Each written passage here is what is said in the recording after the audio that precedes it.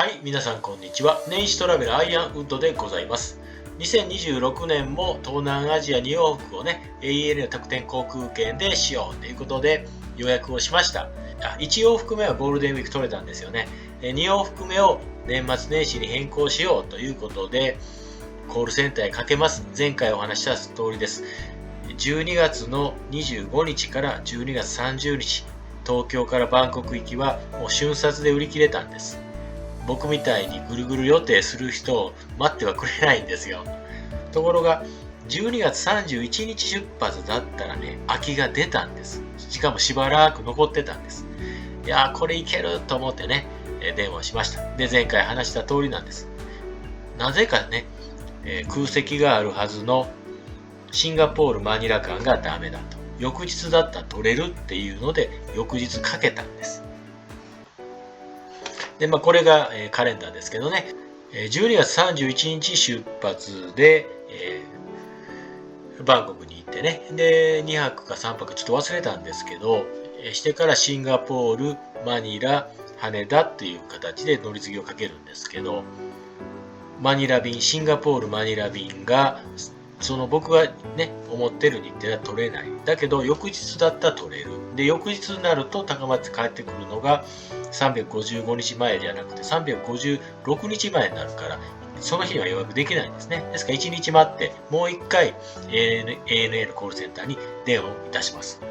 で、その時はね、言ったら、ちょっと余裕があるんです。12月31日出発のパターンも取れますし、1月の1日出発のパターンでも取れるじゃないですか。なんでね、どっちでもいいやと思ってて、コールセンターのお姉さんに電話をしました。でね、どっちのパターンでも一緒なんですよ。やっぱりね、シンガポールマニラがダメなんです。ってなんでってね、思ったんだけど、その秘密がね、先ほど見た e チケットじゃわかんないんですよ。マイページを見てみましょうか。マイページを見るには、ここのね、国際線予約確認を押すと、今ログインしてますから予約一覧を見るっていうのが出ます。ログインしてなければこっち打つんですけど、こんなことしなくてもログインしてから見る方が簡単なので、こっちを見ます。はい、この通りですけども、最初は高松からね、羽田、ジャカルタ、台北、福岡。これはね、5月の4日出発、5月の6日帰着になってます。あれお前言うてることちゃうやないかって、これ5月3日出発だったでしょ。東京でね、1日泊まるつもりだったので、早朝便にこれ変えました。あとは変わってないです。で、こっちですね。これこちら前回見ていただいた通りで、8月の6日、羽田からバンコクだったら取れたんです。なので、8月6日出発、で、8月11日に高松へ帰ってきます。で、ここなんですよ。航空会社がね、最初が、羽田からバンコクがエアジャパンです。これは ANA の子会社ですね。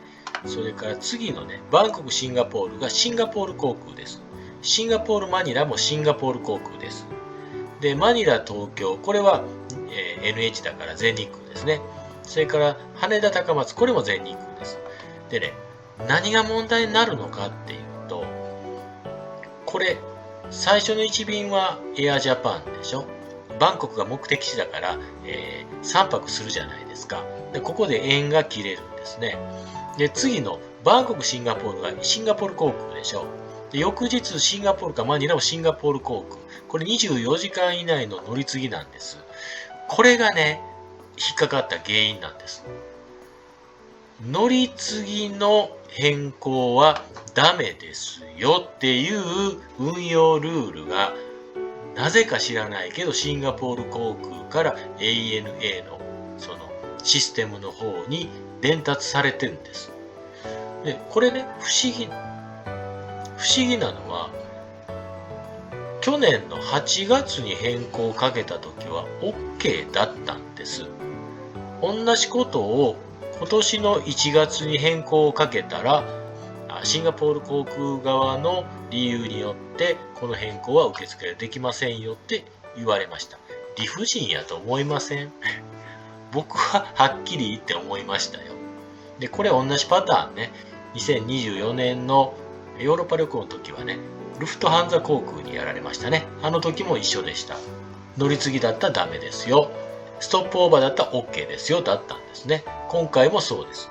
乗り継ぎだったらダメなんです。ストップオーバーだったら OK なんです。ところが僕ストップオーバーをこの前のね、ここで取ってんですよ。で、全日程の中で1回しか取れないから、ここでストップオーバー取ったら、このね、シンガポールでストップオーバーできないんです。やられちゃったよ。ね。こんなとんでもない理不尽な目に遭うとは夢にも思わなかったです。ということで、正月にはね、僕は行けないんです。要は、もうこのチケットをキャンセルするのか乗るのか、もう2択になっちゃったんですよ。参ったね。ほんとね。でも行くつもりになってます。中国の出張の時お話ししましたけども、会社変わりました。もう今僕自由になりますんで、無理に年末年始とかお盆休みじゃないと休み取れないわけじゃないので、もうこれで行きます。バンコク8月ね、お盆じゃないけど、8月のね、バンコク避暑でね、ほんとね、そのあたりは旅行機でお届けしますけども、日本の方が絶対暑いです。絶対バンコクの方が涼しいですわ。っていうところをね、今後旅行機でお見せしようかなと思ってます。ですからね、ちょっとね、もし皆さんもこういったね、理不尽な本来だったら予約変更が可能なのに断られたよっていうようなお話があれば、ぜひね、情報交換をね、する場としてコメント欄使ってください。ではね、次回はこの5月4日ですね、高松から羽田経由でジャカルタに行きます。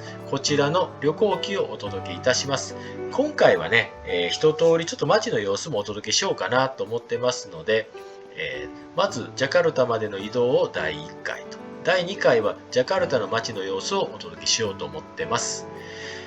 来週金曜日に新ネタあげますので、ぜひね、チャンネル登録していただきまして、この先もご視聴くださいますようよろしくお願いいたします。